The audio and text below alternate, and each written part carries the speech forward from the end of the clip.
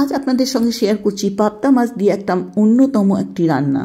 ভিন্ন মশলায় ভিন্ন স্বাদের এই রান্নাটা গরম ভাতের সঙ্গে শীতের দুপুরে অসাধারণ লাগবে।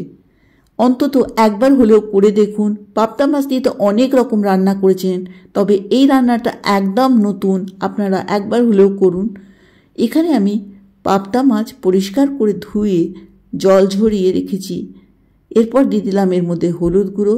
রেসিপিটা কিন্তু পুরোটাই চোখ রাখবেন। দিয়ে দিলাম অল্প লঙ্কার গুঁড়ো, দেব একটু সর্ষের তেল।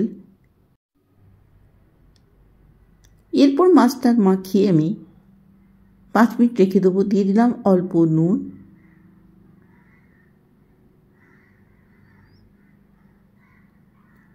আমি বন্দনা, আমার চ্যানেলে আপনাদের সবাইকে স্বাগত জানাই। এরপর কড়াইতে দিয়ে দেবো সর্ষের তেল। তেলটাকে খুব ভালো করে গরম করে দিয়ে দেবো এর মধ্যে অল্প একটু নুন। নুনটা দিলে কিন্তু কোনো রকমেই মাছটা ফাটবে না। তবে এই রান্নাটাতে বলে রাখি, মাছটা কিন্তু খুব কড়া করে ভাজবো না, এটা কাঁচা মাছেই ভালো হয়। তবে আমি একটু ভেজে নিয়েছি, কেন কি এখানে পছন্দ করে না, সেই জন্য হালকা ভেজে আমি তুলে নেব।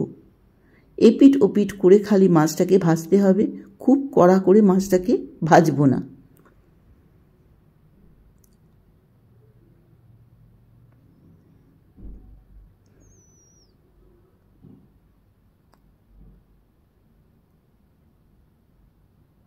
মাছগুলো ভাজা হয়ে গেছে।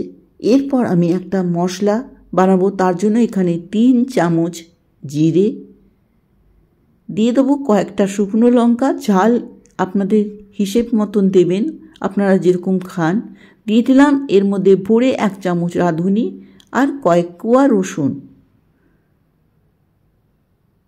এরপর নেড়ে চেড়ে একটু গরম করে সেঁকে নেব, যতক্ষণ না এটার থেকে গন্ধ আসে। এরপর আমি ভিজিয়ে রেখেছিলাম মিক্সিং জারে 10 মিনিটের মতন। তারপর আমি দিয়ে দিলাম এর মধ্যে অল্প একটু ধনেপাতা দিয়ে মিহিন করে পিষে নেবো। পেশাটা কিন্তু একদম মিহিন হবে। এরপর ওই তেলেতেই দিয়ে দিলাম ফোড়নে কালো জিরে আর 3 টেবিল চামচ পেঁয়াজ বাটা। মাছ কিন্তু আমার পুরোপুরি 1 কিলো আছে। দিয়ে দিলাম স্বাদ মতো নুন, হলুদ গুঁড়ো,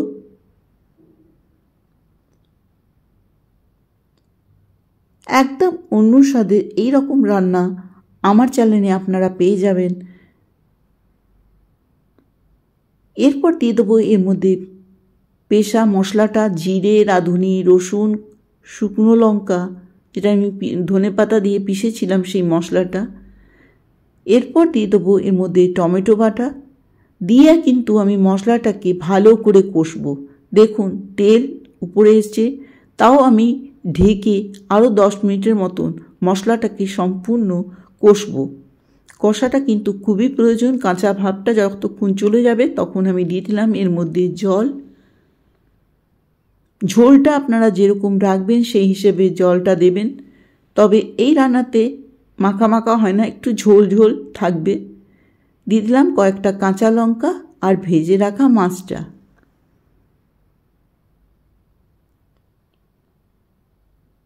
এই ঝোল দিয়েই গরম ভাতের সঙ্গে দারুণ লাগবে।